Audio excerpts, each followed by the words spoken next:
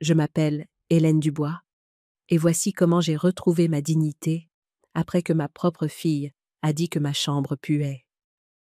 Alors, j'ai fait mes valises et j'ai vendu la maison. Je n'essayais pas d'écouter. Je passais simplement devant la cuisine pour aller me resservir du thé. Sophie était au téléphone, arpentant pieds nus le carrelage, une main fendant l'air, comme elle le faisait toujours quand elle se plaignait. Elle ne le remarque même pas. Elle a dit que sa chambre empestait. C'est comme un air de maison de retraite. Lourd, comme un vieux tissu et, je ne sais pas, quelque chose de médical. Elle a ri. Un son bref et sec que je n'ai pas reconnu. Je me suis arrêtée net. La tasse ébréchée dans ma main a vacillé. Je l'ai stabilisée avec mon autre paume en faisant attention de ne pas renverser. J'étais juste à l'extérieur de l'embrasure de la porte, pas cachée, pas en train d'espionner, juste là. Sophie n'a pas regardé dans ma direction, n'a pas baissé la voix. Ça s'infiltre dans le couloir, a-t-elle poursuivi. J'ai vaporisé tout le rez-de-chaussée, mais c'est comme si ça s'accrochait à tout. Mon cœur ne s'est pas emballé. Il a ralenti. J'ai reculé, doucement. La semelle de mes chaussons n'a fait aucun bruit sur le parquet. En retournant dans la chambre qu'il me laissait occuper, il l'appelait la chambre d'amis, j'ai fermé doucement la porte derrière moi. Non pas pour me cacher, juste pour protéger quelque chose qui venait d'être mis à nu trop vite. Le thé dans ma tasse avait refroidi. Je l'ai posé sur la commode, la même commode où je gardais mes chemises de nuit pliées, mes vitamines, une photo encadrée de Sophie quand elle avait 7 ans. Souriante, sans ses dents de devant. J'ai regardé son petit visage. Le visage qui me suppliait autrefois de chanter une berceuse de plus. Celui qui pleurait quand je partais pour mon service de nuit à l'hôpital Saint-Michel. Celui qui courait vers moi le matin avec les doigts tachés de peinture et des secrets murmurés. Maintenant, elle passe devant moi sans me toucher le bras. Elle me remercie pour avoir plié le linge comme si j'étais une voisine polie, pas sa mère. Il y a 3 mois, j'ai eu 77 ans. 2 semaines plus tard, j'ai eu l'AVC. Rien de dramatique, juste assez pour rendre la marche instable et les matins incertains. Sophie avait appelé immédiatement. « Tu ne devrais pas être seule, maman. Tu resteras avec nous, juste le temps que les choses se tassent. » Je me souviens d'un temps où je n'avais jamais eu besoin de la permission de quiconque pour exister. Pendant 42 ans, j'ai travaillé de nuit comme infirmière à l'hôpital Saint-Michel, mettant des bébés au monde, tenant la main de ceux qui le quittaient. Les gens me confiaient leur vie, leurs derniers mots, leur premier souffle. Maintenant, j'ai besoin d'une permission pour régler le thermostat. J'ai repris la tasse. La fissure le long du bord s'était légèrement élargie. J'ai passé mon pouce dessus, sentant le bord rugueux, une autre chose endommagée, essayant de rester utile. Puis, je me suis assise dans le fauteuil près de la fenêtre.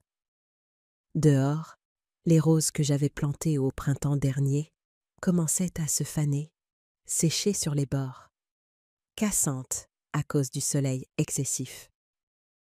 Toujours là, essayant encore.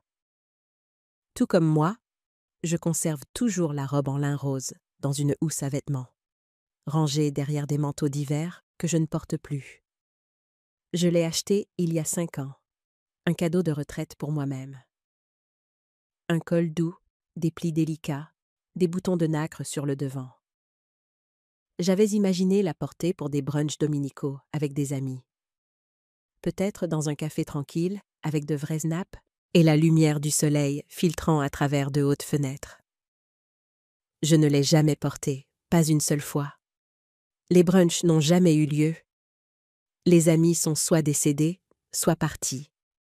Et moi, eh bien, j'ai emménagé dans la chambre d'amis de Sophie avec une valise et la promesse que ce n'était que pour un petit moment. J'ai vendu mon appartement. Une rue calme, des fenêtres orientées au sud, le genre d'endroit où j'imaginais vieillir. L'argent a aidé pour l'apport de cette maison. Le nom de Sophie sur le prêt immobilier, mes économies dans les frais de notaire. Au début, on se sentait comme dans une maison partagée. Je faisais des madeleines. Je gardais Théo et Zoé quand Sophie avait des réunions. Je payais la facture d'eau sans qu'on me le demande. Puis, mes cartons ont été déplacés au garage. Mon fauteuil a été retiré du salon. Mon nom a cessé d'apparaître sur le post-it du mot de passe Wi-Fi. Je suis devenu le bourdonnement silent, cieux en arrière-plan, les serviettes pliées, le thé chaud, la main supplémentaire pour aller chercher les enfants à l'école quand les emplois du temps devenaient serrés. « Maman, tu peux aller chercher les enfants aujourd'hui ?» Marc a cette grosse réunion avec un client et j'ai la révision du budget. Sophie n'attend jamais ma réponse. Elle est déjà en train de taper sur son téléphone, à moitié sortie de la porte dans son tailleur ajusté. Ses cheveux tirés en arrière si fort que ça en a l'air douloureux. Marc travaille dans la finance. Quelque chose à propos d'investissement et de portefeuille.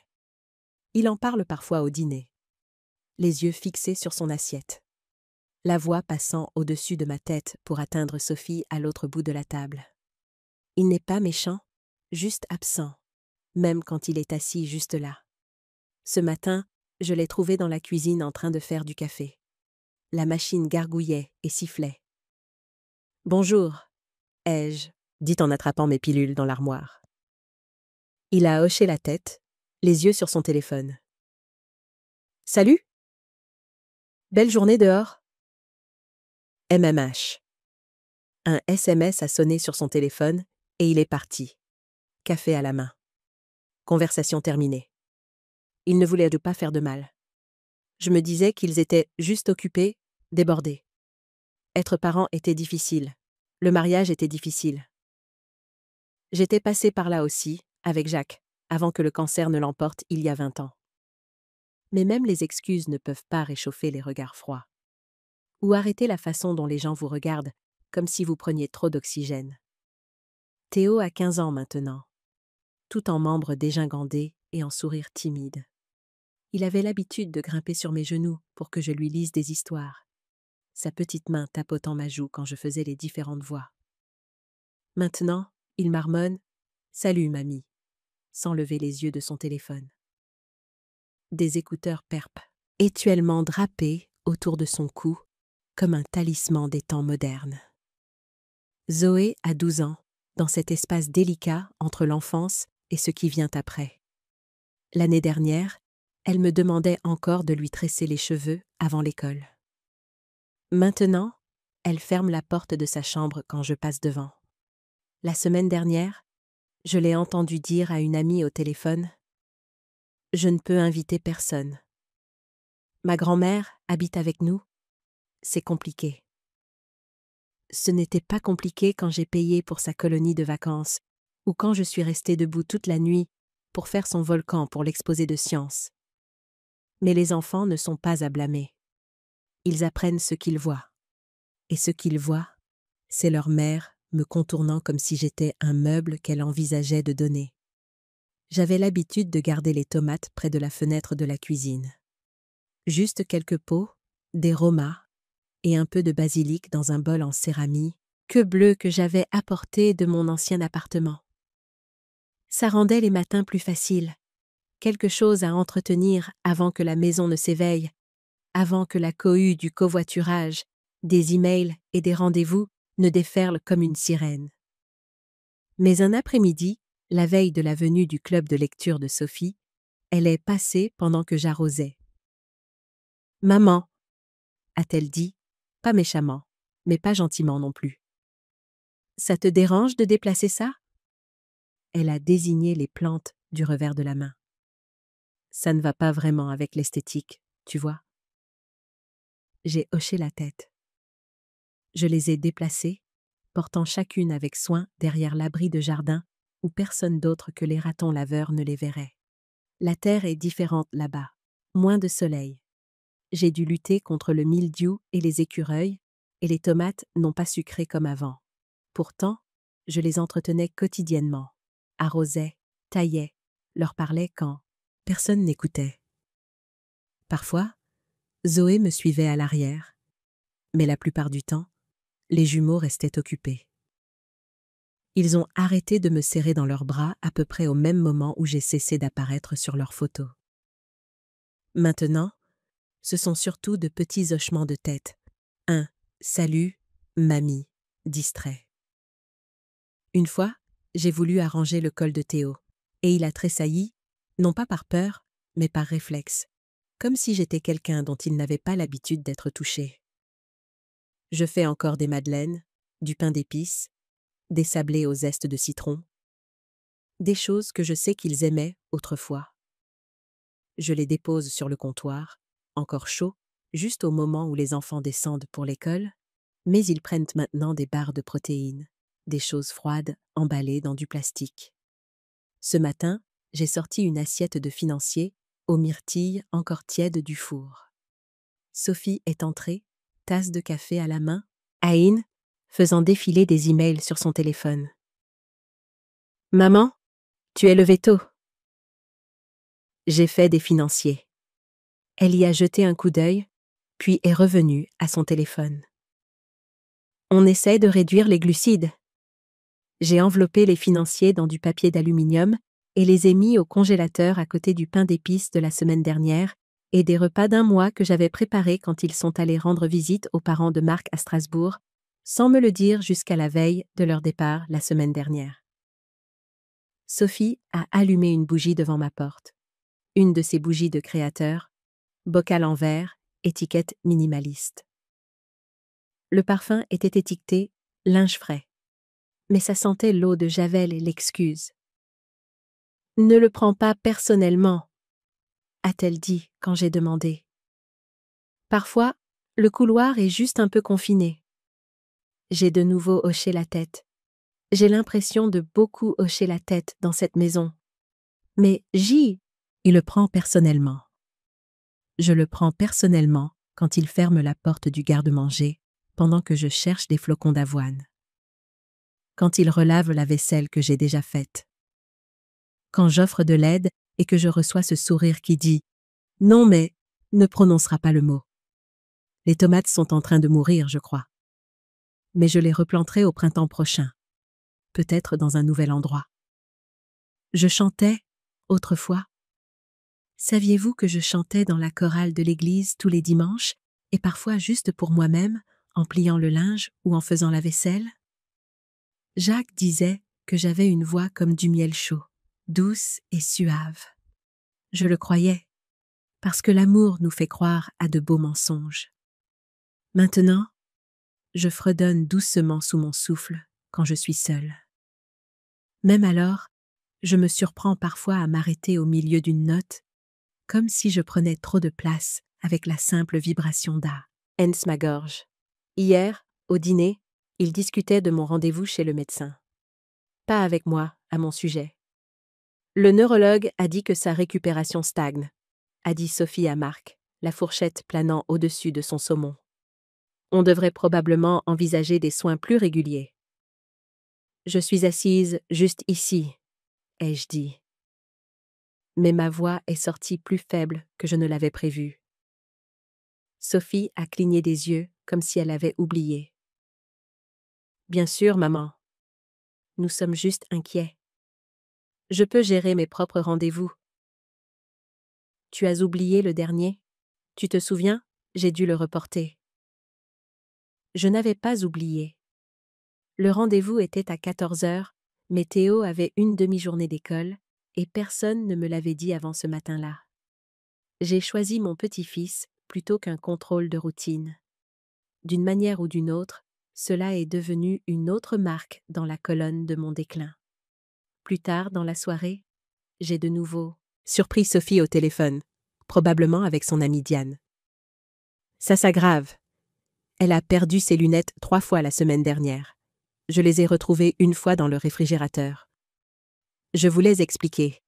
Je les avais posées pour aider Zoé avec un projet scolaire, et mes mains étaient pleines de colle et de paillettes. Le réfrigérateur était la surface propre la plus proche.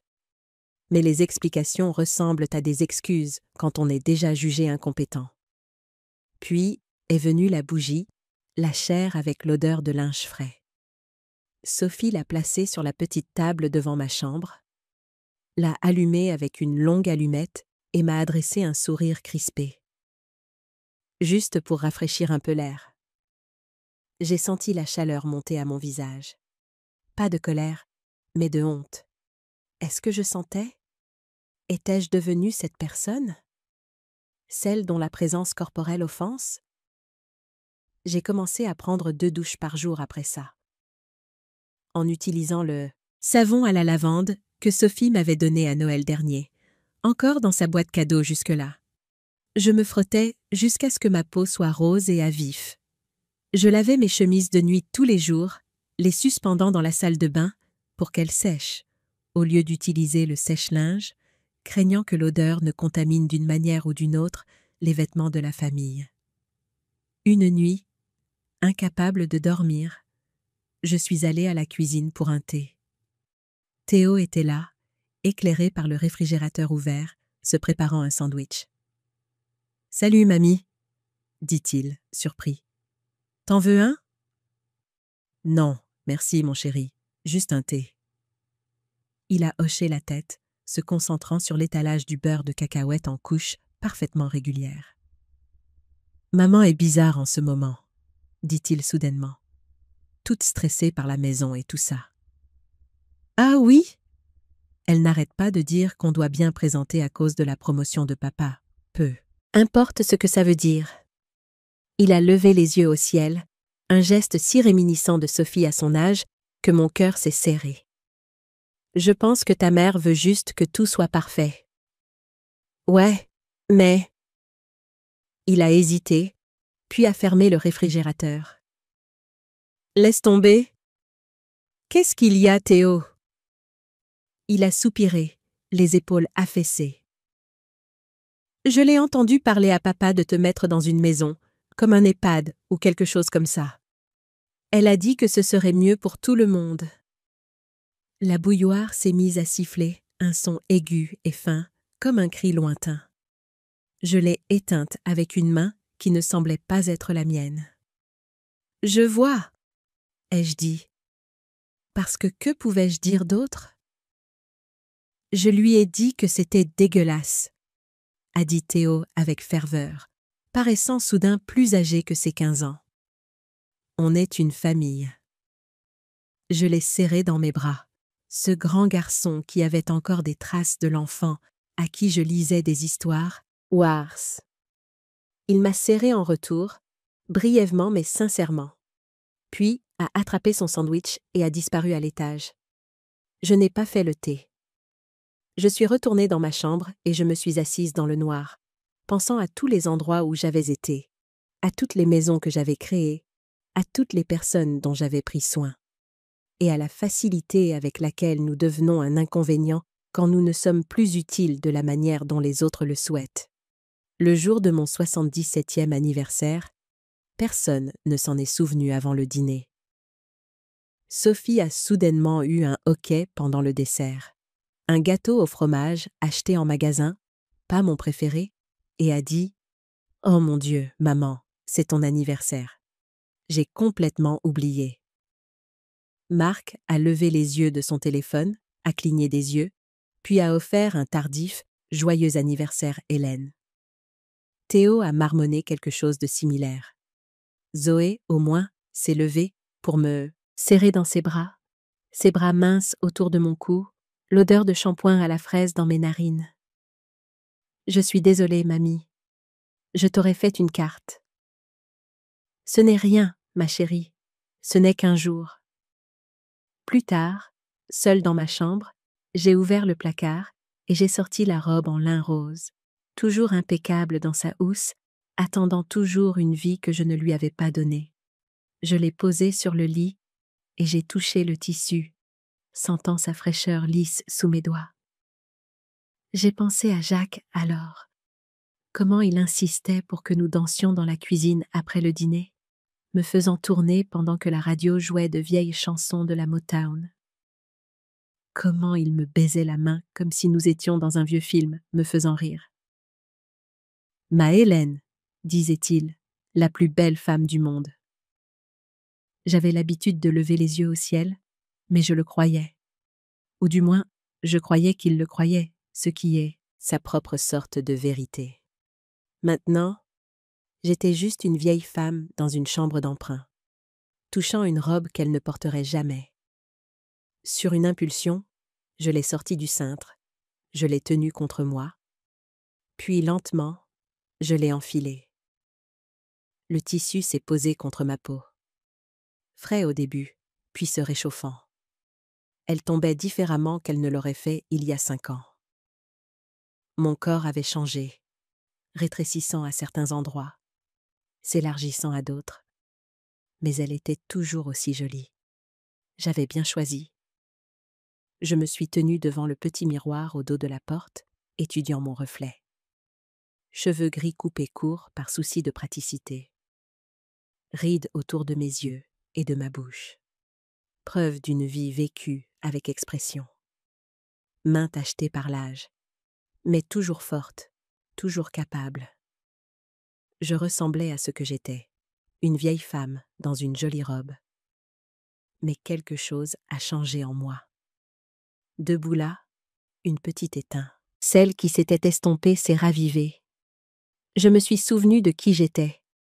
Pas seulement la mère de Sophie ou la grand-mère de Théo et Zoé, pas seulement un inconvénient dans la chambre d'amis. J'étais Hélène Dubois. J'avais mis au monde des bébés et réconforté les mourants. J'avais aimé un homme bon avec ferveur. J'avais élevé une fille, bâti un foyer et économisé assez pour prendre ma retraite avec dignité. Et d'une manière ou d'une autre, je les avais laissés me prendre cette dignité, morceau par morceau, jusqu'à ce que je me reconnaisse à peine. Je me suis assise sur le bord du lit, toujours dans la robe rose, et j'ai attrapé le petit carnet que je gardais dans ma table de chevet. J'ai commencé à écrire, pas une entrée de journal, mais une liste. Les choses que je possédais encore, les choses que je contrôlais encore, les choses que personne ne pouvait me prendre, à moins que je ne les laisse faire. En haut de la liste, mon nom, mes souvenirs, mes choix.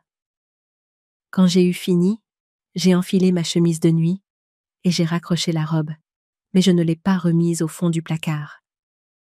Je l'ai laissée là où je pouvais la voir. Un rappel. Le lendemain matin, je buvais du thé à la table de la cuisine quand Sophie est arrivée en trombe, en retard pour une réunion, les cheveux encore humides de la douche. « Maman, tu peux aller chercher le pressing aujourd'hui ? Et Zoé a un rendez-vous chez le dentiste à 16h. » Je l'ai regardée, vraiment regardée pour la première fois depuis des mois. Elle était belle, ma fille. Des pommettes saillantes et une peau claire. Les yeux de son père. Mais il y avait quelque chose de dur sur son visage maintenant. Quelque chose que je ne reconnaissais pas. « Non !» ai-je dit doucement. Elle s'est arrêtée, une boucle d'oreille à moitié mise. « Quoi ? J'ai des projets aujourd'hui. » « Des projets ? Quels projets ? » J'ai pris une gorgée de thé. « Juste des projets. Je suis sûre que tu peux reporter le dentiste. » Elle m'a dévisagée, la confusion luttant avec l'irritation. « Maman, on en a parlé. Tu as dit que tu aiderais avec les enfants pendant que je travaille sur ce projet. » « J'aiderai quand je pourrai, mais pas aujourd'hui. » Son téléphone a vibré. Elle y a jeté un coup d'œil, puis est revenue vers moi, clairement partagée entre répondre à cette résistance inattendue et être en retard à sa réunion. « D'accord, » a-t-elle dit finalement. On en reparlera plus tard. Après son départ, je suis restée assise là pendant un long moment, finissant mon thé, sentant la petite victoire s'installer dans mes os. Ce n'était pas grand-chose, juste une minuscule réappropriation de soi, mais c'était un début. Cet après-midi-là, J'ai mis la robe rose et je suis allée déjeuner seule au petit bistrot français du centre-ville. Je me suis assise à une table près de la fenêtre. J'ai commandé et un verre de vin blanc et un croque-monsieur, et j'ai regardé le monde passer.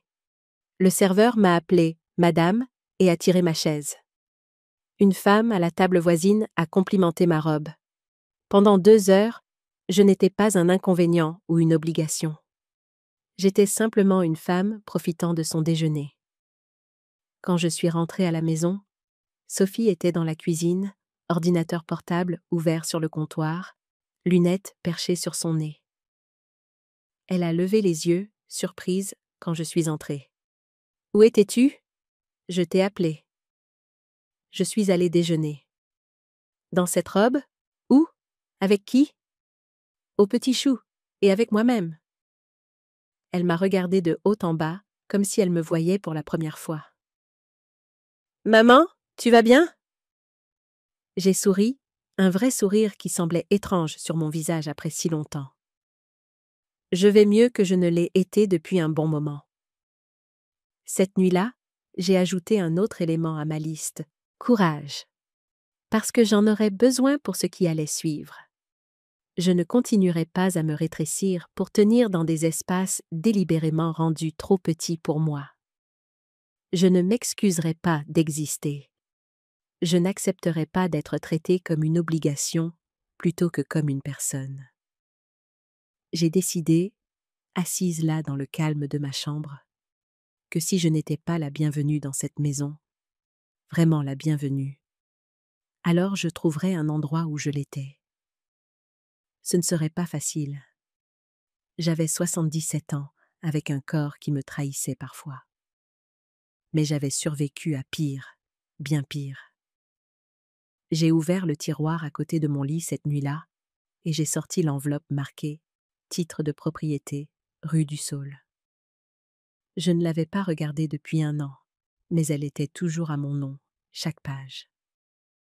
J'ai passé mes doigts sur le sceau en relief, sentant ses bords surélevés. Cette maison, celle que ma fille appelait maintenant la sienne, est toujours légalement la mienne. Mon nom sur chaque document, mes économies, dans chaque brique. J'avais laissé Sophie croire que c'était la sienne, parce que cela semblait plus simple, parce que je voulais qu'elle se sente en sécurité. Mais peut-être que cela avait été une erreur. Peut-être qu'en essayant de tout lui donner, je lui avais permis de croire que je n'avais plus rien à donner ou à reprendre. J'ai remis le titre de propriété dans le tiroir et je l'ai fermé doucement. Pas encore. J'avais besoin de plus d'informations d'abord. J'avais besoin d'être sûre. Le lendemain matin, je me suis habillée avec soin, un pantalon et un cardigan. Je me suis maquillée pour la première fois depuis des mois. Juste une touche de rouge à lèvres et de mascara. Puis, je suis descendue et j'ai appelé un taxi. « Où vas-tu » a demandé Sophie, surprise de me trouver dans l'entrée avec mon sac à main. « J'ai un rendez-vous. »« Avec qui ? Tu as besoin que je te conduise ?»« Non, merci. J'ai organisé mon transport. » La confusion sur son visage aurait été comique si elle n'avait pas été si triste. L'idée que je puisse avoir une vie en dehors de cette maison, en dehors de ses besoins, lui était complètement étrangère. Le taxi est arrivé et je suis sortie sans autre explication. Mon premier arrêt, le bureau de mon vieil avocat. Il était temps de comprendre exactement quelles étaient mes options, parce que d'une manière ou d'une autre, les choses allaient changer. Le bureau de maître Raymond Théberge n'avait pas changé en 30 ans. Les mêmes fauteuils en cuir, le même bureau en chêne, les mêmes diplômes au mur, bien que les cadres en verre aient accumulé une fine couche de poussière dans les coins. L'homme lui-même avait vieilli. Ses cheveux autrefois noirs, maintenant complètement argentés. Mais ses yeux étaient tout aussi vifs. « Hélène Dubois ?»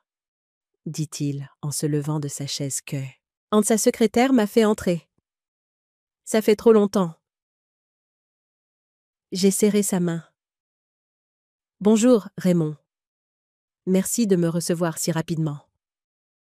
Il m'a désigné la chaise en face de son bureau. Pour vous, toujours. Vous étiez là quand ma Marthe est partie. Je n'oublie pas des choses comme ça. J'avais été l'infirmière de nuit de sa femme pendant ses derniers jours de cancer. C'était avant même que Sophie ne soit née.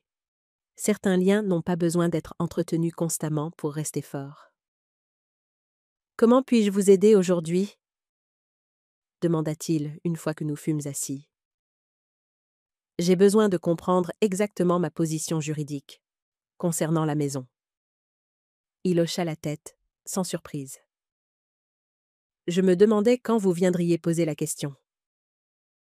Il ouvrit un tiroir et en sortit un épais dossier. J'ai toujours tous les papiers ici. Votre fille n'a jamais fait enregistrer l'acte de transfert dont nous avions discuté. Est-ce que cela signifie exactement ? Cela signifie, Hélène, que vous êtes toujours la seule propriétaire de la maison. Votre nom figure sur chaque page de l'acte de propriété. Il ajusta ses lunettes. Cela vous donne pleine autorité légale pour la vendre ou la transférer. Un soulagement m'envahit, immédiatement suivi par la culpabilité. Je vois. Raymond se pencha en avant. Puis-je demander ce qui a motivé cette visite ? Vous sembliez si déterminé à tout mettre au nom de Sophie lorsque vous avez emménagé avec elle. J'hésitais, ne voulant pas passer pour une vieille femme amère se plaignant de sa fille. Mais Raymond me connaissait depuis des décennies.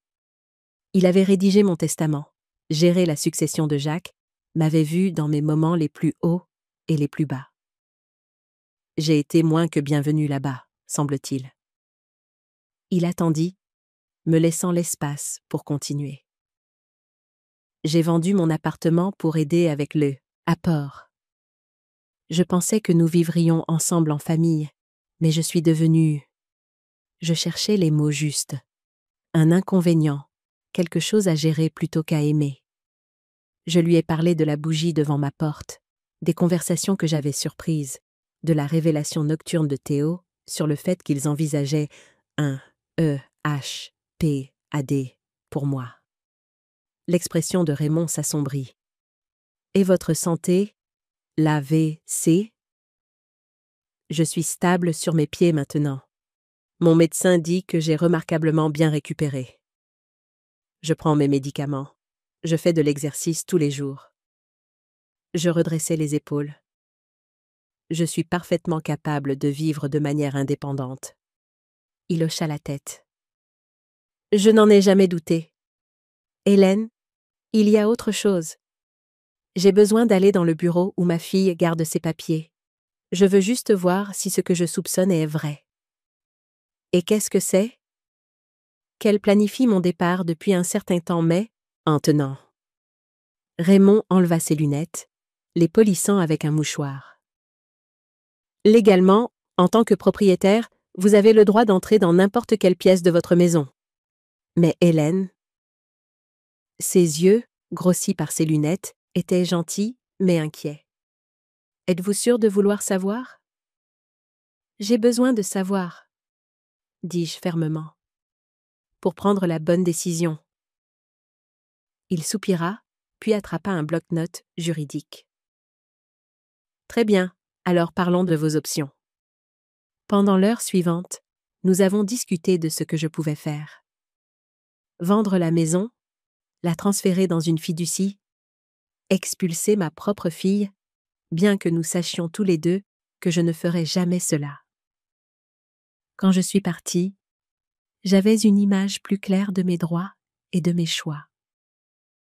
Soyez prudente, Hélène, dit Raymond, alors que sa secrétaire m'appelait un taxi.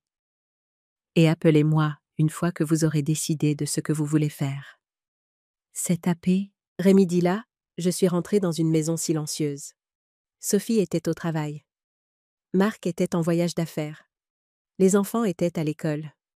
Je me suis fait une tasse de thé, puis j'ai monté les escaliers jusqu'au petit bureau que Sophie s'était approprié. Je n'étais pas en train de fouiner. C'était ma maison, après tout. mais mon cœur battait la chamade quand j'ai tourné la poignée. Le bureau était méticuleusement organisé, tout comme Sophie elle-même. Des dossiers étiquetés, des cahiers à code couleur, un ordinateur portable élégant fermé sur le bureau. Je suis allée au bureau pour des timbres. C'était tout. Sophie avait mentionné qu'elle les gardait dans le tiroir du milieu, juste sous le papier d'imprimante. Je n'ai pas hésité à l'ouvrir, mais le dossier a attiré mon attention avant que je ne trouve les timbres. Il était bordeaux, épais, étiqueté de l'écriture de Sophie. Planification successorale. Je savais que je ne devais pas, et pas fouiner, mais quelque chose en moi, peut-être l'instinct, peut-être juste l'épuisement, m'a dit que ce n'était pas quelque chose que je devais prétendre ne pas voir. Je l'ai sorti, je me suis assise sur le bord du bureau. La première page était une impression de ma police d'assurance vie, surlignée, encerclée, avec des notes dans les marges, expire en 2028. Vérifier le paiement de la prime, confirmer la désignation du bénéficiaire. La suivante, une série de brochures, des résidences pour personnes âgées, chacune glacée et aux couleurs pastel. Je les ai feuilletées. De beaux halls d'entrée, des résidents souriants. L'une avait un post-it « Soins de milieu de gamme, bonne réputation ». Se renseigner sur la conversion à l'aide sociale. J'ai continué à feuilleter. Puis j'ai vu mon nom sur une version imprimée de mon testament, celui que j'avais mis à jour après mon AVC. La signature était la mienne, mais les annotaties, n'étaient pas les miennes. Valeur de la propriété 470 000 €. Prestation de retraite restante. Et de l'écriture de Sophie, encore une fois, à côté de la ligne concernant mon petit compte d'épargne, auront besoin d'un accès si le déclin médical s'accélère. Il y avait des relevés de mes comptes bancaires, une lettre de mon médecin que je n'avais jamais vue, un formulaire de procuration, partiellement rempli de l'écriture soignée de Sophie, n'attendant que ma signature. Je suis restée assise là pendant un long moment, pas en colère, juste vidée, comme si quelqu'un avait plongé la main à l'intérieur de moi et en avait retiré toute la chaleur qui restait.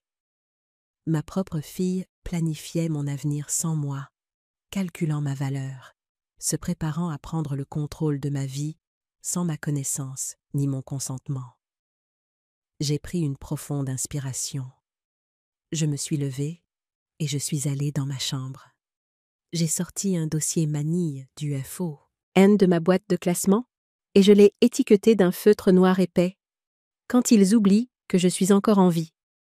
J'ai tout copié, chaque brochure, le testament annoté, les notes sur mon assurance.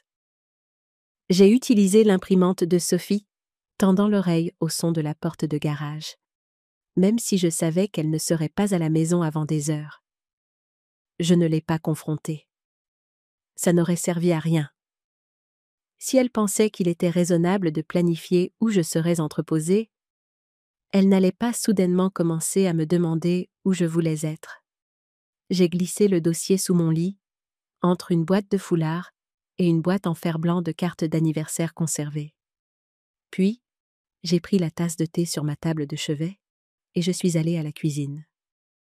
J'ai fait bouillir l'eau, laissé la vapeur monter, lente et silencieuse.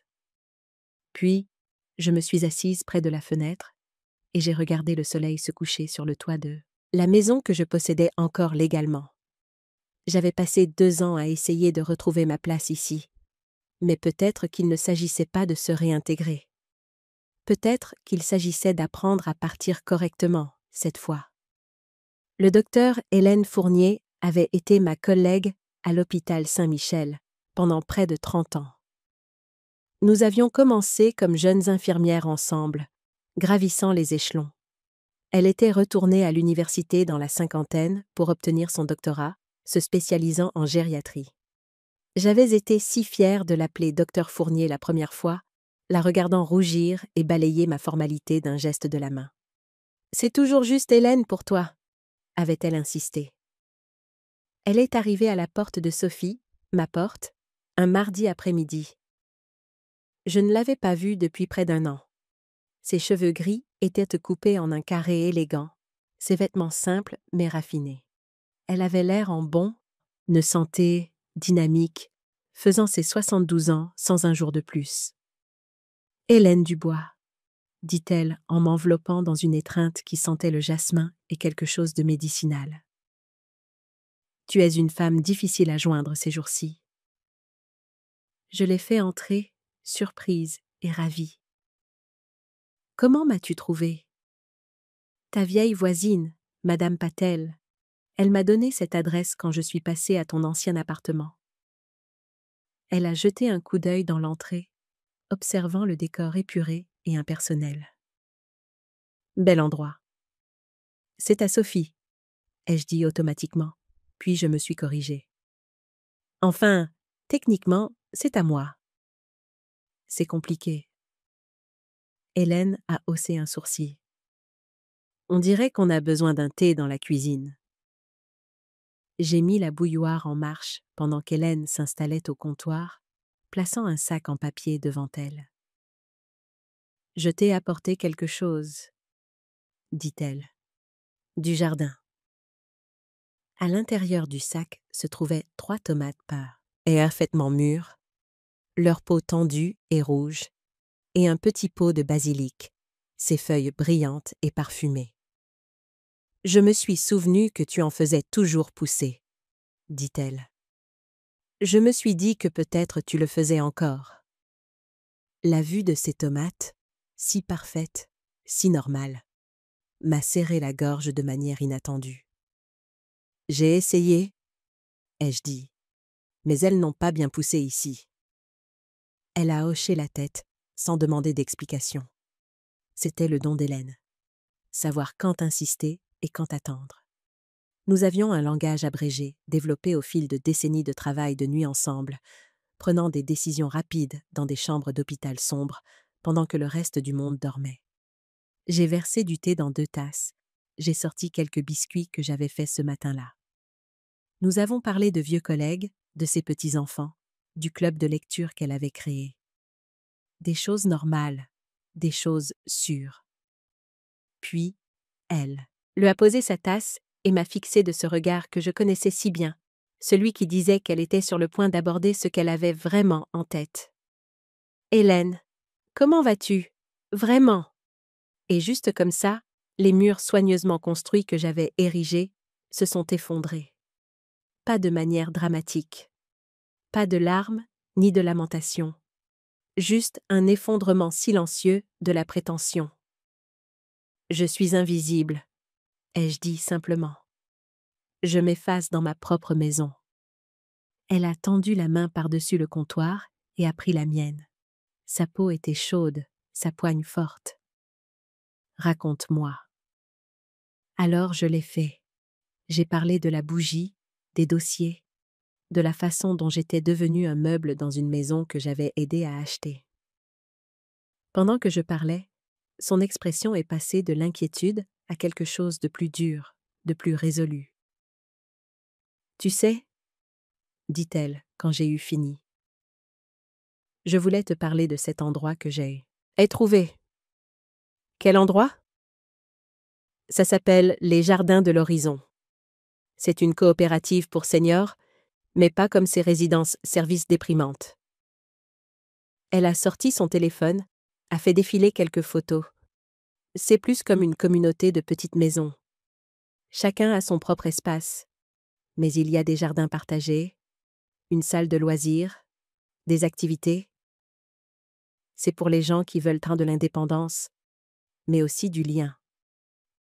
Elle m'a montré de charmants petits pavillons disposés autour d'une cour centrale, des jardins débordant de fleurs, une salle commune où des gens se rassemblaient autour de tables, jouant aux cartes ou faisant des projets artistiques. J'ai rejoint leur conseil d'administration l'année dernière, a-t-elle poursuivi. Nous aidons à mettre en relation les gens avec les logements quand ils se libèrent. Ce n'est pas de la charité. Tout le monde paie sa part, mais nous maintenons des prix abordables. J'ai regardé les photos, ressentant une pointe de nostalgie. Ça a l'air charmant. Un logement vient de se libérer la semaine dernière. Une chambre, terrasse privée, fenêtres orientées au sud. Elle m'a lancé un regard significatif. Tout comme ton ancien appartement. Je l'ai dévisagé. Hélène, tu m'offres une place? Je te dis qu'il y a une option si tu la veux. Elle a rangé son téléphone. Tu n'as pas à disparaître, Hélène. Tu n'as pas à te rétrécir jusqu'à ce qu'il ne reste plus rien. Avant que je puisse répondre, la porte d'entrée s'est ouverte. La voix de Sophie a retenti. Maman, à qui est la voiture dans l'allée? Elle est apparue dans l'embrasure de la cuisine, toujours dans ses vêtements de travail, une expression de surprise sur son visage. Oh, bonjour! Son ton était poli mais froid. Je me suis redressée. Sophie, voici le docteur Hélène Fournier, mon amie de l'hôpital Saint-Michel. Hélène, ma fille, le Sophie. Elles ont échangé des politesses, mais je pouvais voir le malaise de Sophie. L'intrusion de ma vie passée, de mon identité distincte dans son domaine soigneusement contrôlé, la déstabilisait. « Je devrais y aller », a dit Hélène, lisant la pièce avec sa perspicacité habituelle. Elle a pris son sac à main, puis a sorti une carte de son portefeuille et me l'a tendue. « Pense à ce que j'ai dit, Hélène. Appelle-moi quand tu veux. » Après son départ, Sophie s'est affairée à faire du café. Ses mouvements étaient rapides et efficaces. « Je ne savais pas que tu avais des amis en visite aujourd'hui, » dit-elle. Pas tout à fait accusateur. « C'était une surprise, » ai-je répondu. « Elle est juste passée. » Sophie a hoché la tête, les yeux sur la cafetière. « Qu'est-ce que c'est ?» Elle a désigné les tomates et le basilic toujours sur le comptoir. « Juste un cadeau du jardin d'Hélène. » Elle a froncé légèrement les sourcils. « Où vas-tu? Tu les mettre? » Le rebord de la fenêtre de la cuisine est plein avec mes herbes. Celles que je ne l'avais jamais vue utiliser et qui mouraient lentement de négligence. J'ai ramassé les tomates et le basilic. Ne t'inquiète pas, je leur trouverai une place plus tard. J'ai ajouté la carte d'Hélène à mon dossier grandissant sous le lit. Une autre pièce de mon plan d'évasion, prenant forme document après document. « Une fiducie !» a dit maître Théberge en tapotant son stylo contre le bloc-notes. « C'est ce que je recommande. » C'était ma 3e visite à son bureau en 2 semaines. Chaque fois, j'avais dit à Sophie que j'allais à la kinésithérapie, une excuse qu'elle n'avait jamais remise en question. Elle était trop soulagée de me savoir hors de la maison pour être méfiante. « Qu'est-ce que cela signifierait exactement ?» ai-je demandé. « Cela signifie que vous transféreriez la maison à une entité juridique, la fiducie, que vous contrôlez. Vous pouvez définir des conditions spécifiques sur la manière et le moment où la propriété peut être utilisée ou transférée. » Il se pencha en avant. « Plus important encore, vous pourriez stipuler que de votre vivant, vous maintenez une autorité totale sur la propriété. Et après ma mort? C'est à vous de décider. Vous pourriez la laisser à Sophie, aux petits-enfants, à une œuvre de charité, ce que vous déciderez. J'ai réfléchi à cela. Est-ce que Sophie serait au courant de la fiducie? Pas à moins que vous ne le lui disiez. Le transfert se fait en coulisses, sur le plan juridique. J'ai hoché lentement la tête. Et si je voulais vendre la maison? En tant que fiduciaire, vous auriez pleine autorité pour le faire. Il a fait une pause, m'étudiant. Est-ce ce que vous envisagez, Hélène? J'envisage toutes mes options. Il a pris une note sur son bloc. Il y a autre chose que vous devriez savoir. J'ai pris la liberté de faire expertiser la propriété. Compte tenu du marché actuel, elle vaut considérablement plus que ce que votre fille pourrait imaginer. Il a fait glisser un papier sur le bureau. J'ai jeté un coup d'œil aux chiffres et j'ai cligné des yeux. C'est beaucoup plus élevé que ce à quoi je m'attendais. Le marché immobilier a été très favorable aux vendeurs ces derniers temps. Il a joint ses mains. Si vous décidiez de vendre, vous auriez plus qu'assez pour vous assurer un logement confortable ailleurs, et il vous resterait encore une somme importante. Les possibilités ont commencé à se déployer dans mon esprit. Liberté, sécurité, une maison qui serait vraiment la mienne à nouveau. Il y a une dernière chose, a dit Raymond, son ton changeant. Je suis préoccupé par ces documents que vous avez trouvés. Particulièrement le formulaire de procuration. Qu'est-ce qu'il a? Si Sophie obtenait votre signature sur ce document sous de faux prétextes, ou pendant un moment de confusion, elle pourrait effectivement prendre le contrôle de vos finances et de vos décisions médicales. Un frisson m'a parcouru. Elle ne ferait pas ça. Je ne suggère pas que votre fille ait des intentions malveillantes, dit-il prudemment. Mais ses actions montrent qu'elle fait des plans pour votre avenir sans votre participation. C'est pour le moins préoccupant. J'ai pensé aux brochures pour les résidences-services, aux notes sur mon assurance vie, aux calculs sur mes économies. Que suggérez-vous? D'abord, nous déposons une révocation de toute procuration existante, juste par sécurité. Ensuite, nous en créons une nouvelle, en nommant quelqu'un en qui vous avez une confiance implicite. Pas Sophie. Mon esprit s'est immédiatement tourné vers Hélène. Elle comprendrait la responsabilité. Elle respecterait mes souhaits. Je connais la personne idéale, ai-je dit. Quand j'ai quitté le bureau de Raymond ce jour-là, j'avais un plan. Pas seulement des idées vagues, mais des étapes concrètes. Un chemin à suivre qui me protégerait et, d'une certaine manière, protégerait aussi Sophie, l'empêchant de devenir le genre de fille qui entreposerait sa mère par commodité. Alors que le taxi me ramenait à la maison, j'ai regardé les quartiers défiler, les maisons soignées avec leurs pelouses tondues, leurs jardins soigneusement entretenus. J'avais passé ma vie à m'occuper des autres, mes patients, mon mari, ma fille. Je m'étais déversée jusqu'à ce qu'il ne reste presque plus rien. Mais je n'étais pas encore vide. Il restait encore assez de moi pour me sauver moi-même. Quand je suis rentrée à la maison, elle était silencieuse. Je suis allée dans ma chambre et j'ai appelé Hélène. « J'aimerais voir ce logement au jardin de l'horizon », ai-je dit quand elle a répondu. « S'il est toujours disponible. » Je pouvais entendre le sourire dans sa voix. « Je passe te chercher demain à 10 heures. » Gracie Morrison parlait tout le temps de la coopérative, avant que son cancer ne revienne, avant les séjours à l'hôpital, avant qu'elle n'arrête complètement d'appeler. Elle disait que ce n'était pas comme ces endroits où l'on attendait de mourir.